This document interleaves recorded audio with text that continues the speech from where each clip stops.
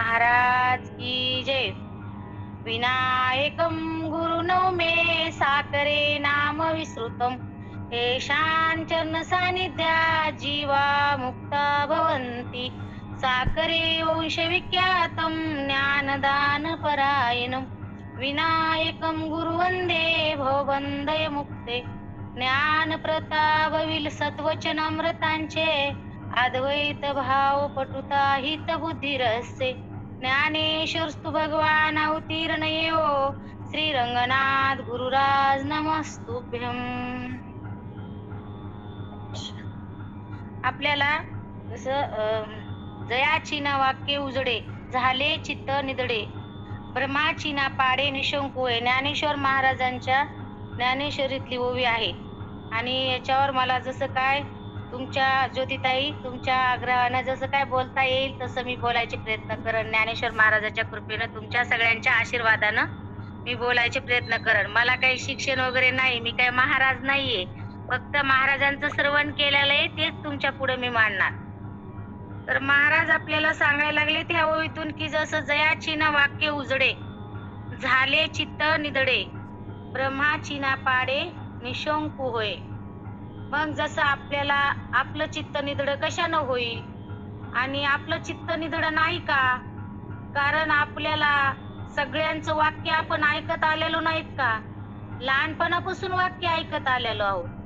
मग ज्या वाक्यानं आपल्याला आपल्याला उजड पडला का यांच्या वाक्यानं? मग पहिलं वाक्य आपण कोणाचं ऐकलं? आईचं ऐकलं की काय तू माझी मुलगी आहेस असं आईनं आपल्याला सांगितलं. ऐकू यायलंय ना?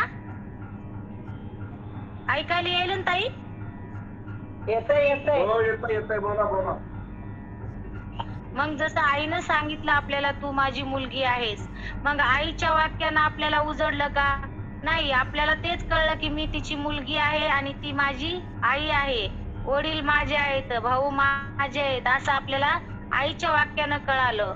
पण मग नंतर अजून आपण वाक्य ऐकले नाहीत का? भरपूर वाक्य ऐकलेत. अजून शाळेत गेल्यानंतर गुरुजीचे वाक्य ऐकले नाही का आपण? मग गुरुजीनं आपल्याला काय शिकवलं की जसं गुरुजी शिकवतात आपल्याला की शाळेमध्ये गेल्यानंतर गुरुजीनं शिकवलं बाबा की जसं महाराज म्हणायला लागलेत आपल्याला की गुरुजीनं शिकवलं की काय म्हणजे डॉक्टर होईल, इंजिनियर होईल, हे काय झालं? गुरुजीनं शिकवलं. आणि मग असं शिकवलं आपल्याला, पण त्यांच्या वाक्यानं तरी उजडलं का? त्यांच्याही वाक्यानं उजडलं नाही. मग आपल्याला कोणाच्या वाक्यानं उजडत? तर साधू संतांच्या वाक्यानं उजडत असतं. मग साधू संत काय शिकवतात आपल्याला की जसं आपण साधू संतांकडे गेलो तेव्हा जर आपण साधू संतांकडे गेलो तरच आपल्याला उजडल ना. आतापर्यंत आपल्याला 184 योनीचा काय अंधार पडलेला आहे आणि मग अंधारामध्येच आपण काय फिरत आलेलो आहोत. 184 योनी फिरत आलेलो आहोत. जर आपल्याला एक जर योनीमध्ये आपण जर किडा झालो तर कोटी योनी आपल्याला फिरावं लागते असं महाराज सांगतात आपल्याला. म्हणून कोटी कोटी काय एक एक योनी कोटी कोटी फेरा आणि गणित नाही रे दातारा. मग जसं असं महाराज सांगायला लागलेत आपल्याला की जसं गुरुच्याच वाक्यानं आपल्याला काय होतं? उजडतं. मग गुरु काय सांगतात आपल्याला? जसं गुरु कसे पाहिजे? श्रोत्रे, ब्रह्मनिष्ठ आणि दयाळू तिन्ही गुणाने संपन्न गुरु पाहिजे. अशा गुरुकडे गेल्यानंतर आपल्याला काय कळतं की बाबा आपल्याला म्हणजे काय कळतं की महाराज सांगायला लागलेत की तू काय आमचे महाराज तर आम्हाला सतत म्हणतात तू कोण आहे? देव आहे. मग देव आहे तर देव म्हणजे महाराज कशा रूपानं म्हणतात देव आहे? कारण आपल्या शरीराकडे बघून म्हणतात का महाराज तू देव आहे? नाही. महाराज आपल्या स्वरूपाकडे बघून आपल्याला म्हणतात तू देव आहे. मग शरीर कसं आहे? शरीर तर बदलणार आहे आणि ह्या शरीराला कळत नाही. शरीर दिसतं मग शरीर दिसतं आणि शरीर नसतं. मग महाराज म्हणतात जे जे दिसतं ते ते नसतं. का नसतं? शरीराला का खोटं ठरवायचं म्हणतात महाराज? तर शरीर कसं आहे? बदलणार आहे. मग जसं हे शरीर बदललं, बालपण बदललं, मग बालपणाच्या आठवणी नाहीत का आपल्याला? आहेत. मग बालपणाच्या आठवणी आपल्याला आहेत. मग बालपणामध्ये आपण काय खेळत होतो काय नाही हे आपल्याला आठवण नाही का? आहे. मग जसं बालपणाचं शरीर आता बदललं तर मग तुम्ही बदलले का? बालपणाचं शरीर बदललं, तुम्ही बदललात का? महाराज म्हणतात नाही, तुम्ही बदलले नाही. कारण की शरीर बदललं. मग शरीर हे कसं आहे? बदलणार आहे. म्हणून त्या शरीराला कळत नाही. मग तारुण्य झाले. तारुण्याच्या नंतर मग म्हणजे तारुण्य झाले, तारुण्याच्या नंतर तुम्ही मग वृद्ध झाले. जसं या शरीराला 3 अवस्था येतात, बालपण, तारुणपण आणि वृद्धपण. मग या तिन्ही अवस्थाला कळतात का? बालपण तारुण्याला कळत नाही, तारुण्य वृद्धाला कळत नाही आणि हे तिन्ही अवस्था तुम्हाला कळायला लागल्यात. म्हणजे तुम्ही कसे इथं तर जाणणारे इथं. शरीर कसं आहे, दिसणार आहे, न जाणणार आहे. मग शरीराला काय आहे, कळत नाहीये. कसं कळत नाही शरीराला? तर आताच सांगितलं सावलीसारखं शरीर आहे किंवा दगडासारखं शरीर आहे. म्हणजे दगडात आणि शरीरात काहीही फरक नाही म्हणतात महाराज. मग कसा फरक नाही शरीरात आणि दगडामध्ये हे महाराजांना दाखवलं. कारण जर शरीराला कळालं असतं, तर शरीराला प्रेत अवस्थात कळालं असतं. असं महाराज सांगायलेत. ऐकू यायलंय ना सर्वांना? हॅलो? हो हो हो हो हो यायले. मग जेव्हा बोल छान ऐकू यायले बोल. तर मग महाराज म्हणतात की जसं मग जर ह्या शरीराला कळालं असतं तर प्रेत अवस्थामध्येही कळालं असतं.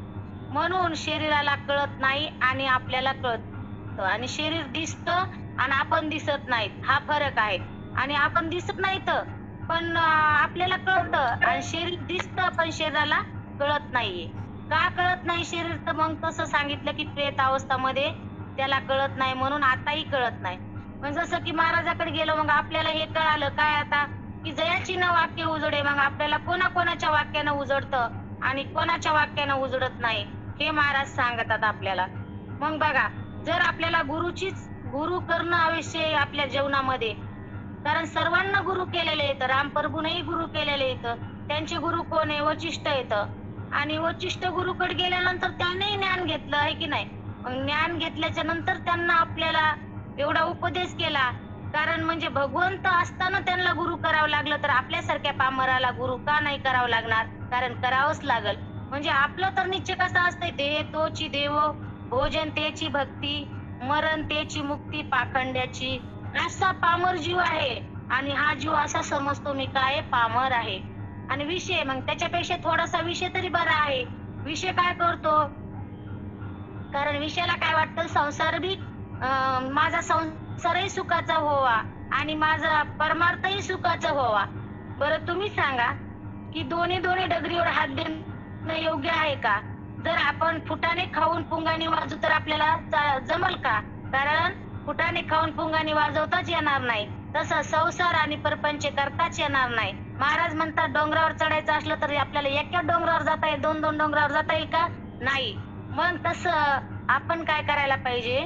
तर मग ते म्हणले विषयाला काय वाटतं की संसारही माझा सुखाचा असावं आणि मला परमार्थही करता यावं. पण महाराज म्हणतात दोन्ही दोन्ही करणं शक्य नाही.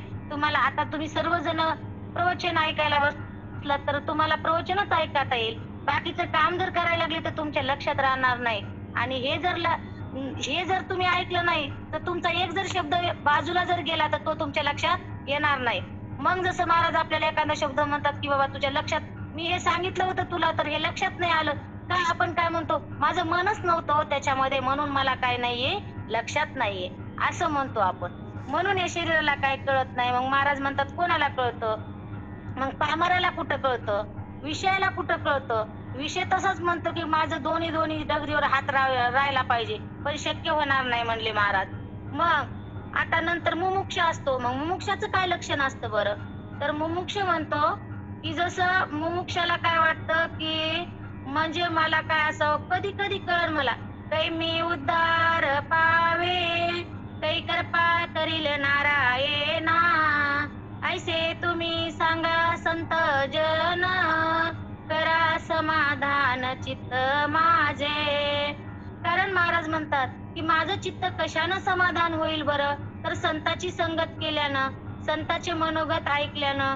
कारण आपण ऐकतो पण जसंही तसं ऐकत नाही. आपण आतापर्यंत लहानपणापासून जे ऐकत आलेलो आहोत पण काय काय ऐकत आलो? खोटच ऐकत आलो. कारण हे सगळं संसार कसा आहे खोटा आहे आणि महाराज तर म्हणतात तू कसा आहे खरा आहे. मग आपण खऱ्याकडे आलो का? कधी नाही. जसं आपल्याला जेवढं जेवढं आईने शिकवलं तेवढंच आपल्या लक्षात आहे. कारण आपण आपलं नाव ही सुद्धा खरं ठरवलं. आपलं नाव खरं आहे का? नाही. पण ते नाव खरं नसताना आपल्याला काय वाटतं आपलं नाव खरं आहे. कारण हे नाव कसं खरं नाही म्हणले महाराज?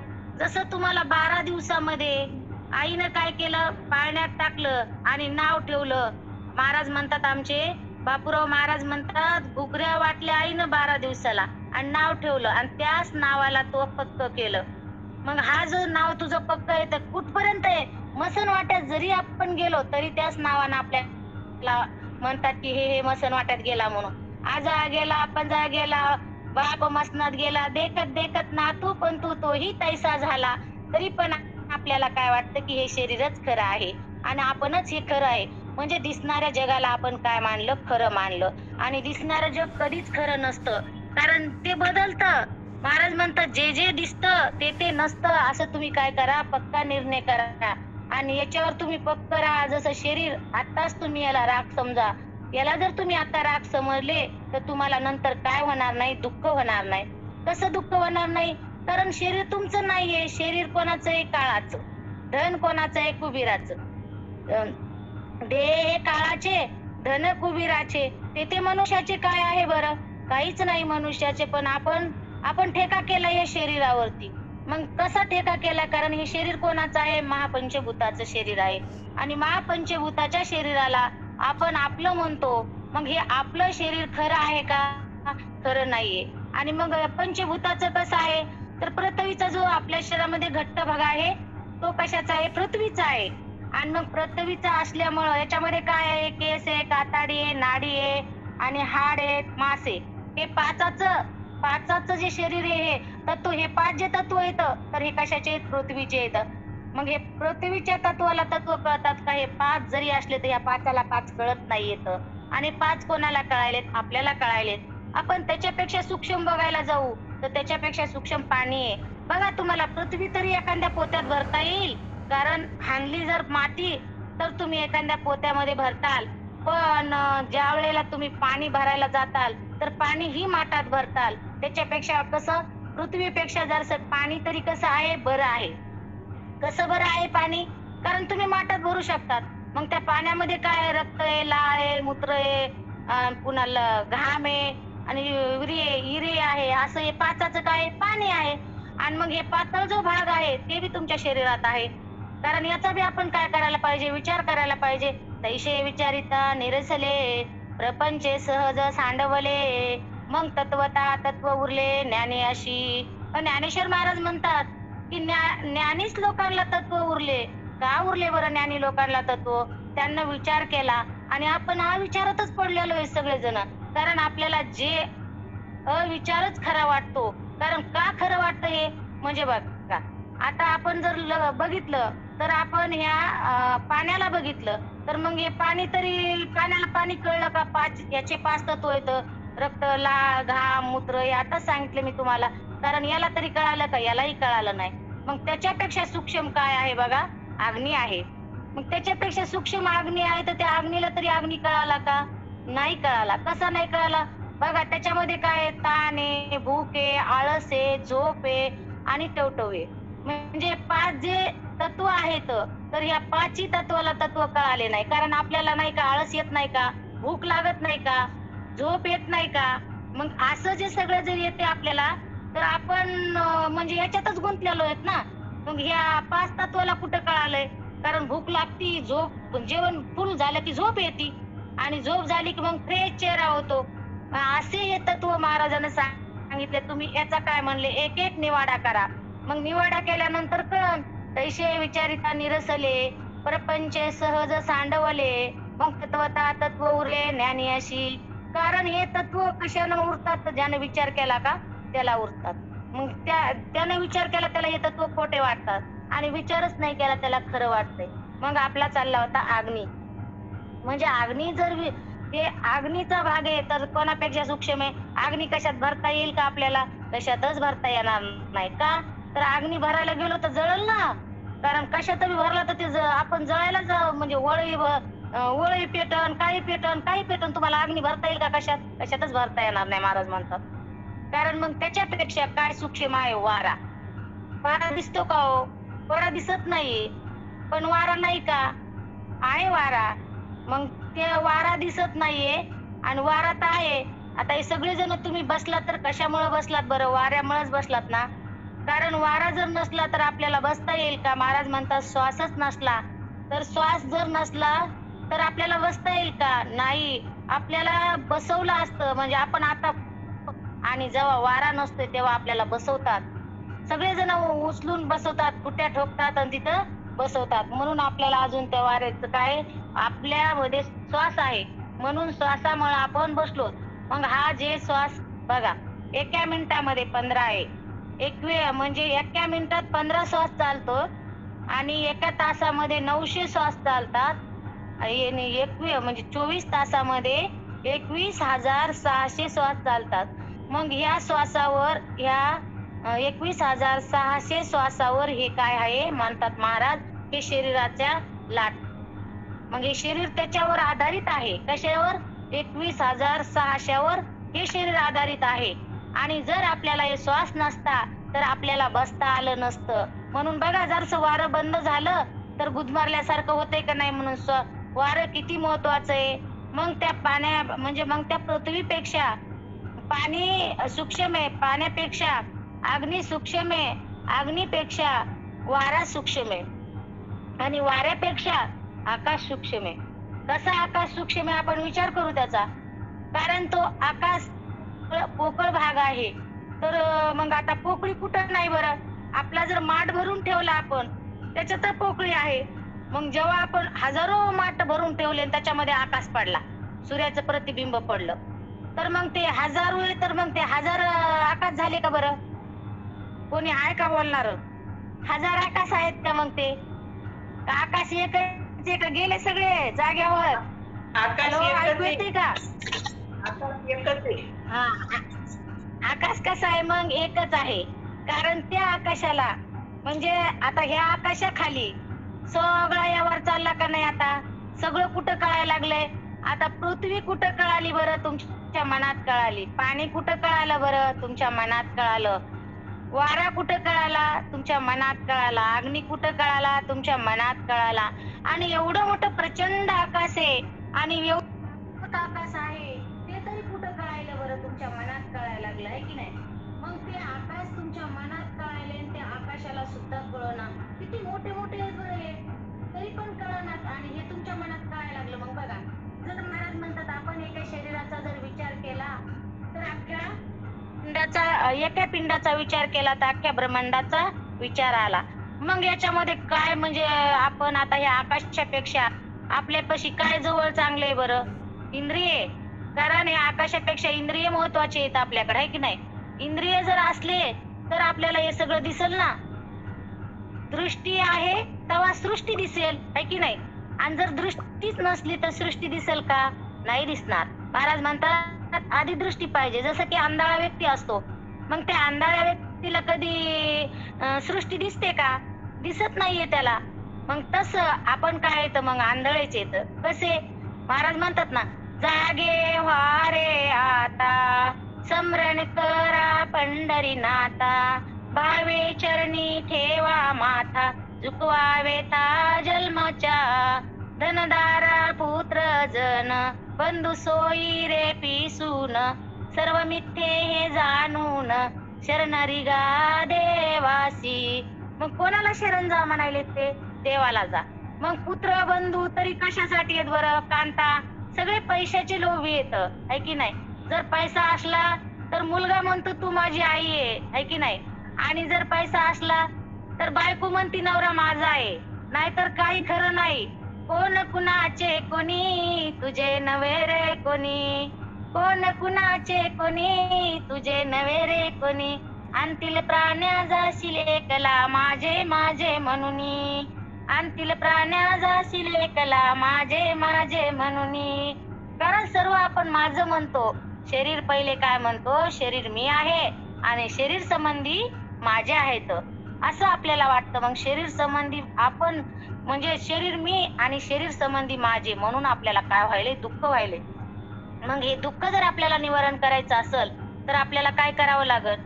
तर हे शरीर माझं नाही म्हणावं लागेल, शरीर संबंधी माझे नाही म्हणावं लागेल. मग आता आपण पाहिलं की हे सगळं शरीर कोणाचं आहे? महापंचभूताचं आहे. मग हे महापंचभूताला महापंचभूत कळाले का? चला आपण आकाशाकडे गेलेलो होतो. कारण मग हे आकाश कुठं कळाला? आपल्या मनात कळाला, आहे की नाही? मग हे आकाश मनात कळाला, त्या मनाला तरी कळालं का? ज्या मनात एवढा प्रचंड आकाश आहे, त्या मनात कळाला. आणि ते मन केवढं प्रचंड असेल, त्या मनाचा कधी विचार केला का? किती मोठं मन असेल ते, आहे की नाही? एवढ्या सगळ्यांचा विचार करतो आणि ते मनामध्ये असतं म्हणल्यावर मग मन कशाचा गट्टा आहे? तर वासनेचा गट्टा आहे. मग या 5 वासना ज्या आहेत तर ह्या मनातच येतात. मग कोणत्या 5 वासना आहे बरं? रूपाची वासना, गंधाची वासना, स्पर्शाची वासना, रसाची वासना. मग या 5 वासनेचा हा मन म्हणजे गठ्ठा. बुद्धी काय करते बरं? निश्चय करते. मग बुद्धीनं जेव्हा निश्चय होतो, मग बुद्धीनं निश्चय करते, मग बुद्धीचं वैभव किती मोठं आहे? बुद्धीचे वैभव अन्य नाही दुजे, एक केशवराजा सकळ क्षिती. मग बघा, एवढं मोठं बुद्धीचं वैभव आहे आणि बुद्धी काय करत असते? तर निश्चय अन्य करत नाही असते. तुझे वैभव, बुद्धीचे वैभव अन्य अन्य नाही. नाही तुझे. हा, मग जसं की बुद्धी काय करते? निश्चय करते. आणि बुद्धीचं वैभव किती मोठं आहे? आणि बुद्धी निश्चय करते, मन काय करतं? संकल्प विकल्प करतं. मग हे मन संकल्प विकल्प करतं, तरी त्या मनाला कळत नाही. आणि बुद्धी एवढी मोठी आहे, तरी ती बुद्धीला बी कळत नाही. आणि बघा आता याच्यामध्ये तुम्ही निवड करा, किती वस्तू तुमच्या दिसणाऱ्या आहेत आणि किती वस्तू नाहीत. हा, 5 ज्ञानेंद्रिय दिसतात, 5 कर्मेंद्रिय दिसतात, 5 शरीर म्हणजे शरीर दिसतं, आहे की नाही? आणि मग आता हे सगळं जे दिसायला लागलं तुम्हाला आणि तेच खरं वाटायलं, जे सूक्ष्म देह आहे, मग हे कितीचं आहे? 25 तत्वाचं आहे. मग हे 25 तत्वाच्या स्थूल देहाला काही कळालं का? काहीच कळालं नाही. महाराज म्हणतात हे कसं आहे? याच्यावर वेगळं आहे. मग पंचभूताहून मी कसा आहे? वेगळा आहे. मग या स्थूल देहावर तरी कसा आहे? वेगळा आहे. मग आपल्याला काय करावं लागेल? पायरी पायरीनं खाली जावं लागेल. महाराज म्हणतात वर नाही यायचं, कारण खाली जायचं. मग खाली गेल्यानंतर जसं आपण घराचा पाया खांदतो, मग पाया खाणल्यानंतर हे 4 खांबावरच आपण बिल्डिंग बांधलेली असती पायावर, आहे की नाही? मग पक्का पाया जर असला तर आपली वरची बिल्डिंग तयार होईल का नाही? तसं महाराज म्हणतात पायरी पायरीनं आपल्याला जर खाली जायचं असलं तर पायरी पायरीनं खाली जावं लागल. वर यायचं असलं तर चढत चढत वर यावं लागल. मग असं म्हणायला लागले महाराज, मग आपल्या संसारात काय असायला पाहिजे म्हणले? जसा ह्या पाया खांदतो त्याप्रमाणे आपल्या संसारामध्ये जसं की संसारामध्ये सोनं असायला पाहिजे म्हणले महाराज. कारण सोनं असलं तर कधी एखाद्या वेळेस आपल्याला अडचण आली तर आपण मोडू शकतो त्या सोन्याला, आहे की नाही? तसं परमार्थामध्ये पंचकरण असलं म्हणजे पक्का पाया असतो म्हणतात महाराज. कारण हे कसं आहे? पक्का पाया आहे. मग त्या पायाला आपल्याला काय करता येईल? म्हणजे आपल्याला पायरी पायरीनं खाली जाता येईल ना. मग ते जे स्थूल देह आहे दिसणारा, मग या स्थूल देहाला स्थूल देह कळाला का? नाही कळाला. मग आता आपण आपला विषय चालला होता, काही वस्तू दिसणाऱ्या आहेत आणि काही वस्तू न दिसणाऱ्या आहेत. मग आता कान आहे हे कोणाचा आहे? आकाशाचा आहे. नाक आहे हे कोणाचं आहे? पृथ्वीचं आहे. डोळा आहे हा कोणाचा आहे? अग्नीचा आहे. जीवा आहे ही कोणाची आहे? पाण्याची आहे. आणि त्वचा वाऱ्याची आहे. मग आता हे आपण इंद्रियाकडून बी पाहिलं तर हे सगळे एकाचं एक आहे. मग इंद्रिय तरी कुठे आहे आपल्या हातात? जर आपल्या हातात इंद्रिय असतं तर आपण त्याला चष्मे लागू दिले नसते, कारण आपली त्याच्यावर सत्ताच नाहीये. ही सत्ता कोणाची आहे? काळाची आहे. म्हणून एवढं हे सगळं काळाचंच आहे, पण याला आपण आपलं म्हणून आपल्याला दुःख व्हायला लागले.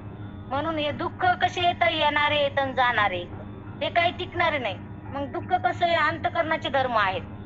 अंतकरणामध्ये जसं अंतकरण हे आठवणीचा गठ्ठा आहे. मग बघा तुम्हाला काय काय आठवणी येतात. बालपणाची आठवण आहे, तारुण्याची आठवण आहे, वृद्धाची आठवण आहे. आपण पैसे कुठं ठेवले, बँक बॅलन्स कुठं ठेवलं, हे सगळं अंतकरणात आठवतं. मनात येतं, मन तर संकल्प विकल्प करतच, पण तो गट्टा जसं की तुम्ही बँक बॅलन्स मध्ये कसं ठेवता तसा तो अंतकरण म्हणजे एक तुमचं चाबी खोलली की ते सगळं आठवून येतात. असं ते एक आहे, आठवणीचा गठ्ठा आहे अंतकरण. आणि मन संकल्प विकल्पच आहे, बुद्धी निश्चय करायचंय. आता हे सगळे तुम्ही बसलात म्हणून निश्चयच केला आणि तुम्ही आता आपल्याला 1 तास ऐकायचंय बाबा. चला 1 तास ऐकलं म्हणजे आपल्याला काहीतरी भगवंताचं नामस्मरण होईल. आज राम प्रभूचा जन्म झाला. मग आता खरंच जन्म झाला का हो त्यांचा? काही म्हणजे आपल्याला जे दाखवले सगुण रूपामध्ये भगवंताचा जन्म झालेला, म्हणजे सगुण भक्ती करणाऱ्यासाठी चांगली गोष्ट आहे म्हणले महाराज. आता ते जर नाही केलं तर इतर सगळ्या लोकांना थोडंच असं ज्ञान होणार आहे. आता हे रोज आमच्या ताई त्या तुकाराम महाराजाचा गाथा सांगतात. मग तसं आता सगळ्यांना थोडंच सांगता येत असतंय, कारण आम्ही तर काय त्यांच्यासारखं सांगू शकत नाही. आम्हाला तर काही शिक्षण वगैरे नाही आहे आणि त्याच्यामध्ये आम्ही कसं ऐकूनच महाराजांचं आमच्या हृदयात जे असेल ते तुम्हाला सांगायला लागलो. कारण मनन, चिंतन, निधी ध्यास हे कसं श्रवण केल्याच्या नंतर मनातली मनात असते. कारण जाऊ दे आपल्याला वाटतं शिक्षण नाहीये. मग मुक्ताबाईला कुठं शिक्षण होतं, जनाबाईला कुठं शिक्षण होतं, मीराबाईला कुठं शिक्षण होतं, तेव्हा त्या काळामध्ये शिक्षण तर नव्हतंच. मग तसं मला बी समजते की चला बाबा आपल्याला शिक्षण जर नसलं तरी नसू द्या, पण आपल्याला एवढे मोठे महाराज भेटले म्हणजे आपलं केवढं भाग्य आहे की नाही. कारण महाराज भेटले म्हणजे सगळंच आपल्याला समुद्रातच राहिल्यासारखं आहे. मग बघा ना, जर आपण एक थेंब जर बघितला तर कोणाचा आहे, समुद्राचाच आहे. विहिरीतलं पाणी तरी समुद्राचंच आहे आणि नदीतलं पाणी तरी समुद्राचंच आहे. आणि एवढं पावसाचं पाणी सगळ्या डोंगरावर पडतंय, कुठं कुठं पडतंय, कशाचं आहे ते समुद्राचंच आहे. पण मग एकच पाणी समुद्राचं आहे. तसं आम्ही म्हणजे असं मनाला समजूत घातली की खरंच आपण एवढ्या मोठ्या समुद्रापाशी राहतोय आणि मग रोज महाराजाकडे जातो. म्हणजे महाराजांची दृष्टी आपल्याकडे, फक्त हे महाराजांची काय दृष्टीकल्पामुळे आपल्याला बोलता येते. मग महाराज सांगायला लागलेत आपल्याला की जसं हे दिसणारा स्थूल देह आपण नाही, याच्याहून आपण कसे वेगळे येतं. मग दिसणारे ज्ञानेंद्रिय आपण नाही, तर दिसणारं शरीर आपण नाहीये आणि त्याच्यामध्ये आपला विषय चालला होता काय दिसतं आणि काय नाही.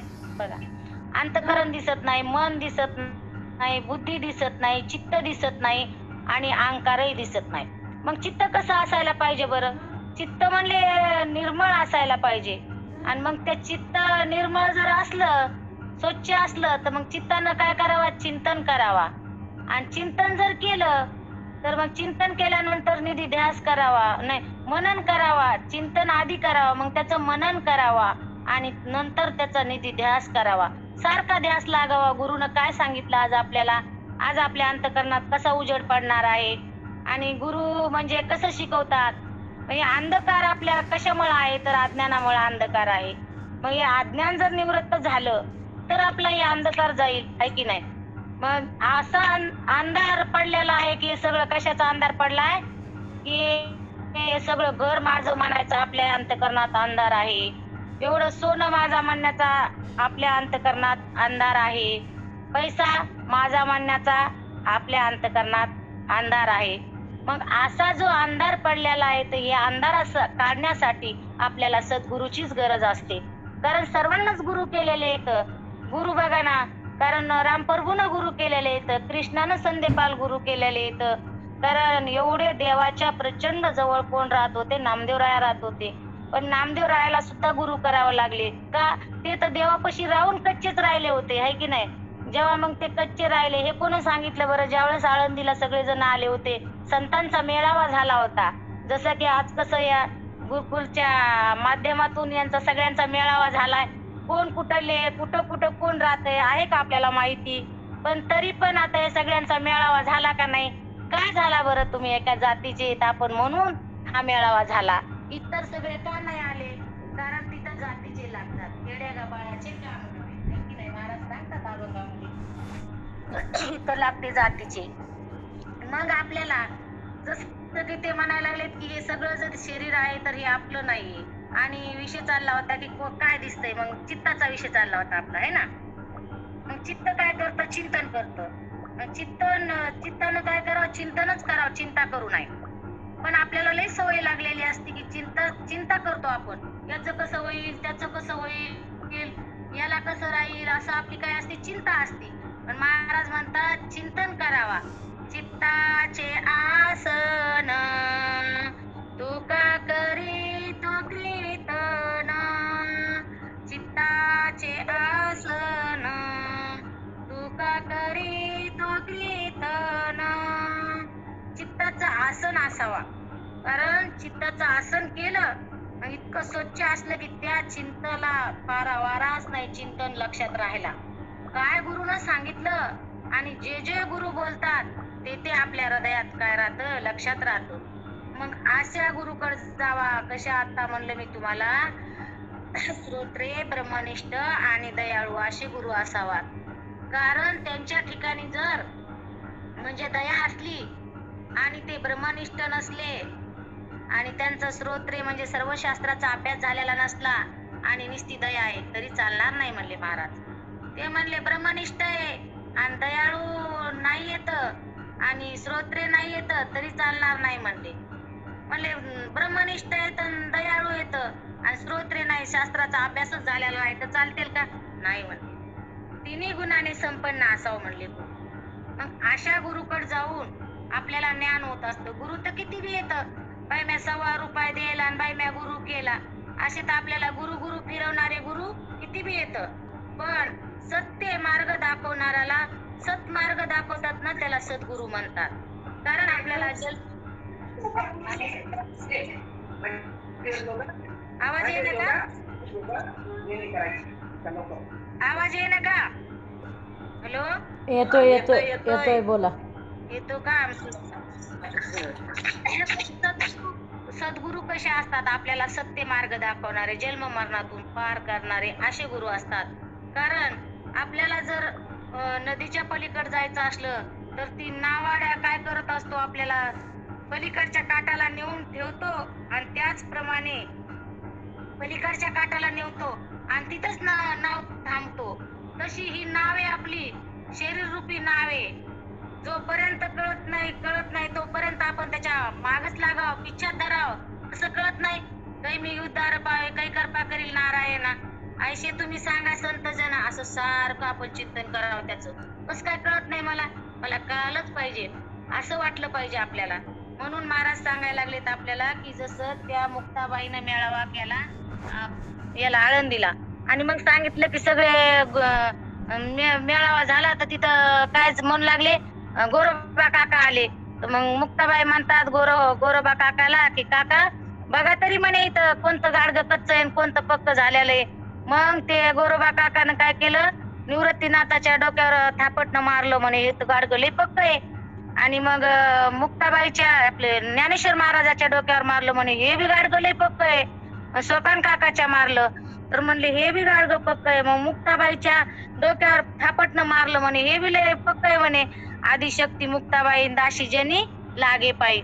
मग सगळे पुन्हा मग सगळे जेवढे संत होते गोरोबा काका आणि सावतामाळी सगळे जण होते, सगळे पक्के संत झाले, पक्के गाडगे झाले. आणि मग नामदेवरायाची पाळी आली.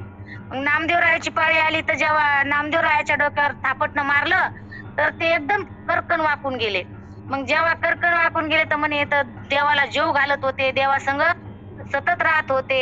मग असं ते जेव्हा राहत होते तेव्हा सगळ्यात ते म्हणले एकच गाडगं आहे. मग नामदेवरायाला इतका राग आला की मी देवाला जीव घालतो, मी सगळं देवासंग बोलतो आणि हे मला कच्च गाडगं कसं म्हणतात. म्हणून देवा काय केलं, त्यांना राग देवाकडे गेले. म्हणले देवा असं कसं काय म्हणालेत मला हे सगळं. देव म्हणले बाबा आता काही खरं नाही म्हणे माझं.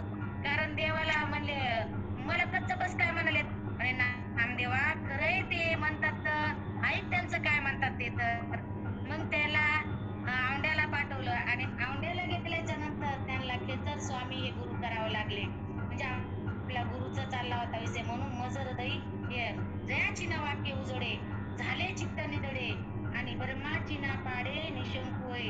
कारण टाइम किती झालाय आपला? हॅलो आहे वेळ, अजून आहे वेळ, हॅलो ताई आहे वेळ.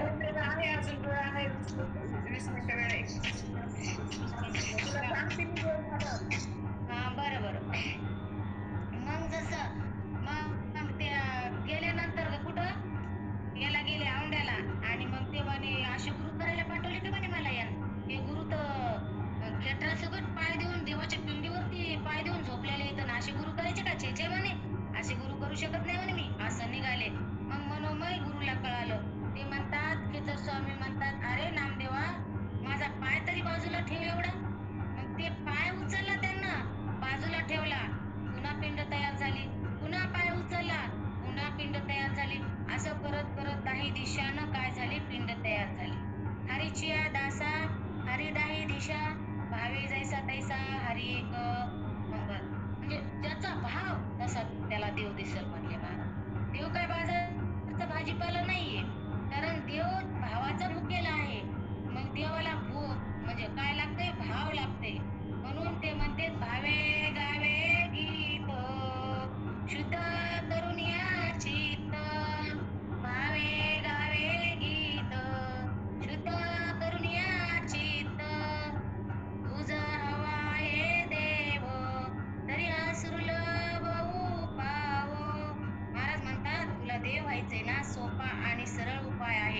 असं महाराज सांगतात आपल्याला. कारण आपलं अंतःकरण कसं पाहिजे, शुद्ध पाहिजे आणि शुद्ध अंतःकरणामध्ये हे ज्ञान टिकत असतं म्हणले. अर्जुनाचं अंतःकरण कसं होतं, शुद्ध होतं. जसं त्या अर्जुनाच्या अंतःकरणामध्ये महाराज म्हणतात जसं वाघणीचं दूध कशात टिकतं, सोन्याच्या पात्रामध्ये, तसं अर्जुनाचं अंतःकरण होतं. कारण एवढ्या कुरुक्षेत्रावरती त्यांना ज्ञान सांगितलं, ते त्यांच्या ध्यानात राहिलं आणि एवढं त्याला कळालं म्हणजे केवढं अंतःकरण चोफाळलं असन. म्हणून आता हृदये आपुले चोफाळून या भले, वरी बैसव पाऊले श्री गुरूंचे. कारण हे ह्या हृदयाला कसं चोपाळायचं बरं आपल्याला आणि गुरुचे पावलं कसे ठेवायचे. महाराज म्हणतात जसं की एक अंतःकरण एक पाया आणि मन एक पाया, बुद्धी एक पाया, चित्त एक पाया, 4 चौरंगाला पाय असतात, हाय की नाही. आणि त्या चौरंगावर आपल्या गुरुचे पावलं म्हणजे आपल्या हृदयात म्हणजे चित्तात ठेवायचे आणि चोपाळून म्हणजे आपलं अष्टांग भाव असतात ना, म्हणजे त्याचे फुलं तयार करायचे आणि अष्टांगाने दर्शन घ्यायचं. जशी काठी पडती त्याप्रमाणे आपण गुरुचं दर्शन घ्यायचं. असं जर गुरुचं दर्शन घेतल्यावर आपल्याला गुरु का नाही करपा प्रमाण ये ना त्या करपा न्याहाळीले आपल्या पदवी बैसविले. काय ताई ते सांगा ना. हे प्रमाण मला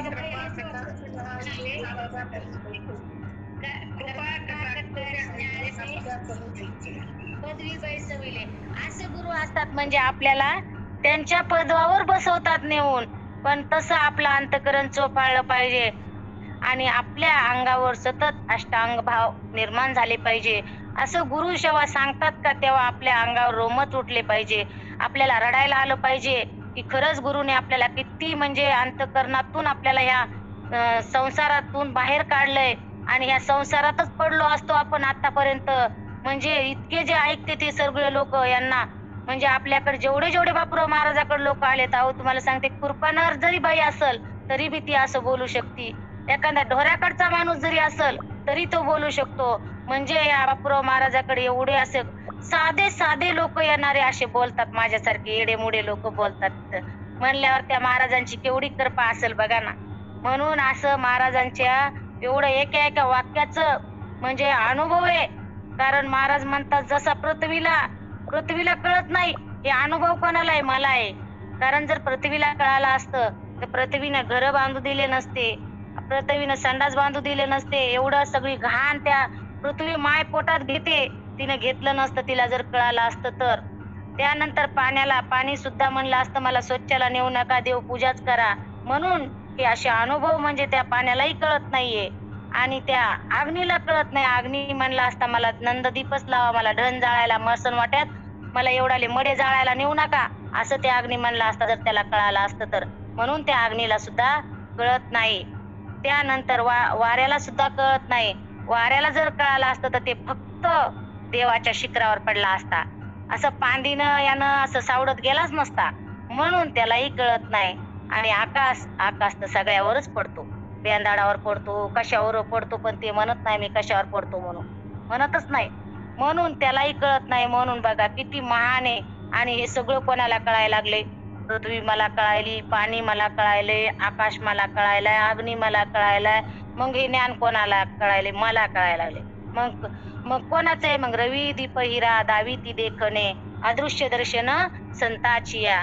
मग जसं बघा आता हे रवी आहे आणि हिरा आहे, हे फक्त दिसणाऱ्या वस्तू दाखवतात आपल्याला. हिरा जरी असला तरी त्या दिसणाऱ्या वस्तू दाखवतात. रवी म्हणजे सूर्य असला तर सूर्याच्या उदयाने आपल्याला सकाळी ह्या म्हणजे सगळं व्यवहार होतो सूर्य उदय झाला की, आहे की नाही. आणि मग सूर्य उदय झाला की व्यवहार होतो. मग असं आपल्याला काय दिसतं, रवी दीप हिरा. मग जसं आपण जर घरामध्ये दिवा लावला तर आपल्या रूम मधल्या वस्तू दिसतील कशानं, दिव्यानं. आणि सूर्याच्या उजेडानं दिवसभराचा व्यवहार होईल आणि हिऱ्यानं बी सगळ्या दिसणाऱ्या वस्तू दिसत्या ना. पण आपल्याला अदृश्य दर्शन मी कोण आहे याचा विचार करून देणारे मात्र एकमेव संत असतात, है की नाही. वसन संताच्या संगती कळो आले कमळापती, आपले कोणीच नव्हती निश्चय चित्ती दरड झाला. मग चित्तामध्ये निश्चय दरड कधी होत असतो की संताच्या संगतीत बसल्यावर. संत चरण रज लागता सहज वासनीचे बीज जळून जाये. मग जेव्हा ही वासना संताच्या संगतीत गेलो ही वासनाच जळून जात असते. कारण आपल्याला कळतच नसतं. बघा ना, जर एखादा आता भागवत सुरू असलं, आमच्या इथं शिवपुराण लागले आजच, कारण आपण तिथं बसलो ना आपल्याला बाजारात जायचंय. मग आता बाजारात जायचंय आणि शिवपुराण आहे मला त्यातलं खूप आवडायला लागले आणि तिथंच बसलं. मग संत चरण रज लागता सहज, मग सहज ते भागवत सुरू होता, आपण तिथे जाऊन बसलो आणि ऐकायला लागलो, तिथंच आपण गुंगून गेलो. मग ते संताचं काय झालं, आपल्याला संत चरण रज लागता सहज आणि वासना कुठं होती, बाजारात जायची, आणि ती विसरूनच गेलो. बाजारात जायची वासना म्हणजे आपल्याला तिकडे जायचं आपण विसरून गेलो. मग नाही का आपल्याला झालं संत चरण रज लागता सहज वासनीचे बीज जळून जाईन. मग राम नामे उपजी आवडी आणि मग सुख घडूघडी वाढू लागे. मग सुख केव्हा वाढतं, घडूघडी वाढू लागलं केव्हा, रामनामाचा गजर सुरू झाल्याच्या नंतर, आहे की नाही. म्हणून चला, आपला विषय चालला होता की हे सगळ्यांना कळत नाही आणि आपल्याला कळतं. मग किती वस्तू इथं दिसणाऱ्या होत्या त्याचा विषय चाललेला होता आपला, आहे की नाही. आणि आपण आलो होतो चित्तावर. मग चित्तालाही कळत नाही, चित्त एवढं चिंतन करतं त्यालाही कळत नाही.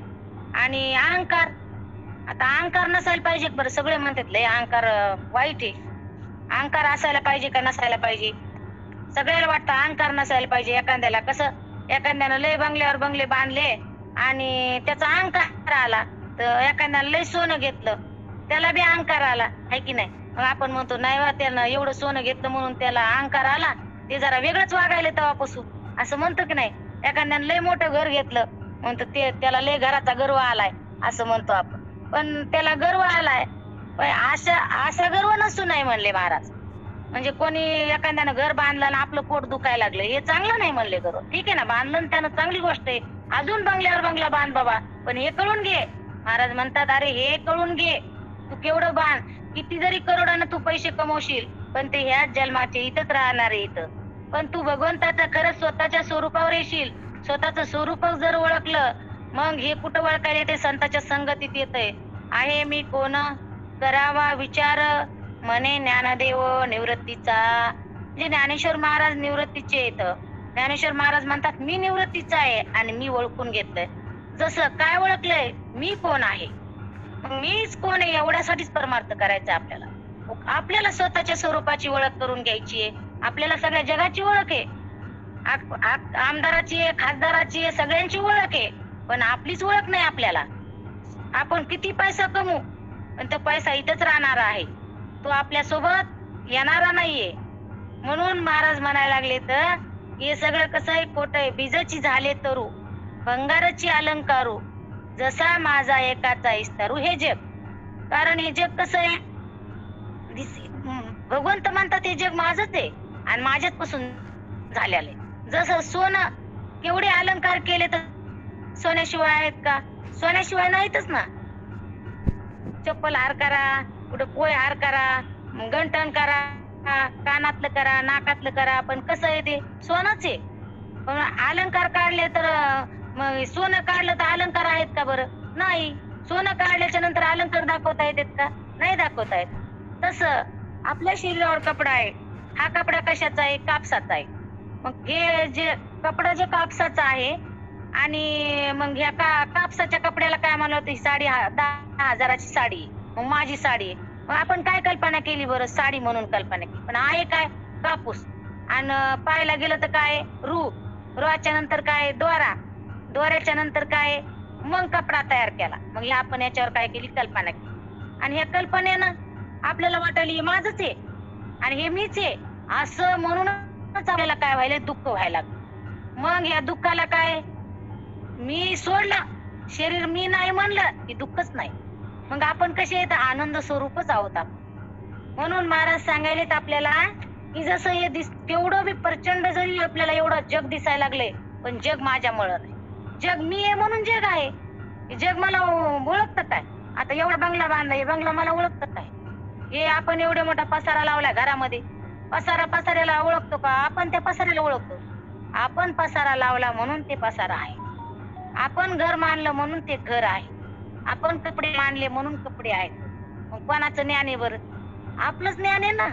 आणि आपल्यालाच कळणं झालंय, आपण सगळं ध्यानात ठेवलं ना आपण स्वतःलाच विसरलो म्हणजे किती मान येत आपण है की नाही आपल्या स्वतःलाच विसरलो आणि संत सांगतात तुम्ही स्वतःचाच विचार करा तुम्ही कोणाचाच विचार करू नका फक्त स्वतःचा विचार करा असं संत आपल्याला सांगायला लागले पण आपण असं लक्षात घेत नाही येत कारण आपल्या असं लक्षातच येत नाहीये आपल्याला फक्त शरीर म्हणजे गोरगोमट असलं की शरीराला त्यालाच नटू नटू नटू नटू बसतंय है की नाही आणि काळा असलं की उगाच खिजत आहे महाराज म्हणते तर त्याला वाटतं मी लय काळा आहे मी कसा जाऊ याच्यात लोकांमध्ये मग मला लोक नाव ठेवतील कुरूप असणाराला तसं वाटतंय लय सुंदर असणाराला गर्व वाटतंय मग त्याचं काय महाराज म्हणतात अरे केवढा बी तुझं गोरं काताडा असलं शेवटी काताडच आहे आणि शेवटी त्याची राखच होणार आहे असं तू आता ठरव म्हणजे तुला दुःख होणार नाही असं महाराज आपल्याला सांगतात कारण त्यांना म्हणले मग जसं चित्ताचा आणि चित्ताच्या नंतर चालला होता आपला विचार अहंकाराचा आहे की नाही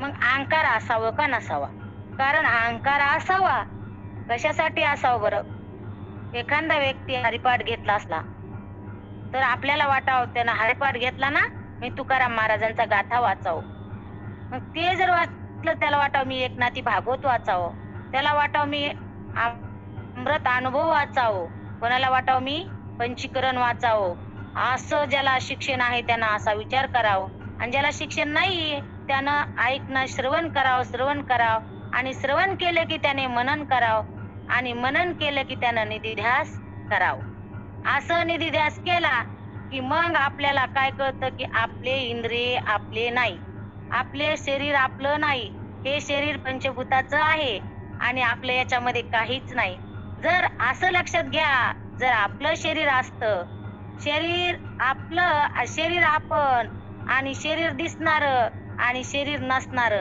आणि ह्या शरीराला आपण आपलं म्हणायला लागलो जर आपलं असतं तर बालपण जाऊ दिलं नसतं शरीर आपलं असतं तर तारुण्य जाऊ दिलं नसतं शरीर आपलं असतं तर वृद्ध जाऊ दिलं नसतं याला आपण तारुण्य ठेवलं असतं म्हणलं असतं आपल्याला बालपण न ग आणि आपल्याला वृद्धही न ग आपण तारुण्यच राहू असं म्हणलं असतो पण नाही हे आपलं नाहीच आहे ना क्षणोक्षणी याची करावा विचार करावया पार बहु सिंधू आहे की नाही क्षणोक्षणी याचा विचार करा म्हणतात महाराज आणि हाच विचार केला तरच कळत असतं तैशे मग ते म्हणले ना ते ज्ञान पैगा बरवे जरी मनी आती आणावे तरी संता ह्या भजावे सर्वस्वे कारण संताला भजायचं असलं तर सर्व अंगाने भजावं म्हणले कसं भजावं म्हणले तनु मनो जीवे चरणाशी लागावे अगरवत्ता करावे दाशी तो सगळं कारण आपल्याला जर गुरुची सेवा करायची तर काय त्यांचे हातपाय दाबून करायची का नाही महाराज म्हणतात त्यांच्या शब्दाची सेवा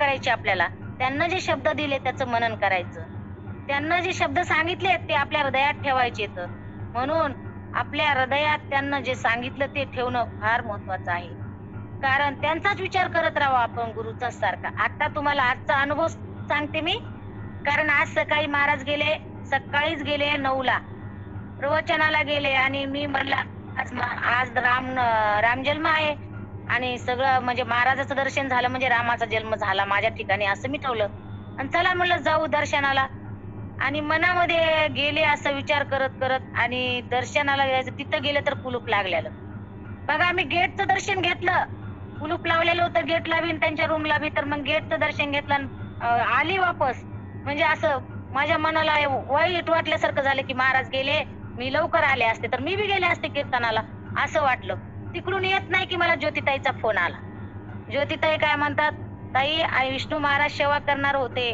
आणि विष्णू महाराजावरची सेवा तुम्ही करताय का मी म्हणलं हो ठीक आहे मला जसं येईल तसं करल म्हणलं मी आता म्हणायला तर करते म्हणलं मग ज्योतिताईनं मला तिकडून फोन केला मी म्हणलं चला महाराजांनाच त्याला बुद्धी दिली की चला हे काहीतरी म्हणजे मी तिकडून असं मला वाईट वाटू लागलं ना की महाराज गेले की महाराजांनाच फोन करायला लावला त्यांना ज्योतिताईला असं मला वाटलं की चला आपल्याला महाराजांना काहीतरी काम दिलं आता मी तुम्हाला सांगते पुन्हा मी हरिपाठाला गेले दर्शन झालं महाराजांचं आणि पुन्हा महाराजांचं कीर्तन याला दैठण्याला होतो आणि काय झालं महाराज म्हणतात गाडी यायली आणि गाडीमध्ये सगळेजण कीर्तनाला चला आणि सगळे बसायले तर मी पण बसू लागले आणि लगेच मला ज्योतिताईची आठवण आली की अरे मी म्हणले ना त्यांना मी प्रवचन करते मी कसं जाऊ मी यांच्या शब्दाला मी आता हे करू शकत नाही मी कोणाला सांगू तिथून तो फोन बी लागत नाही तर की त्याला फोन केला असता तर लागला नसता मग आता मी काय करू माझा विचार आला, मी गुपचूप अशी माग सरकले, म्हणजे महाराजाला न दिसती मागे सरकले आणि तशीच मी माग वळाले.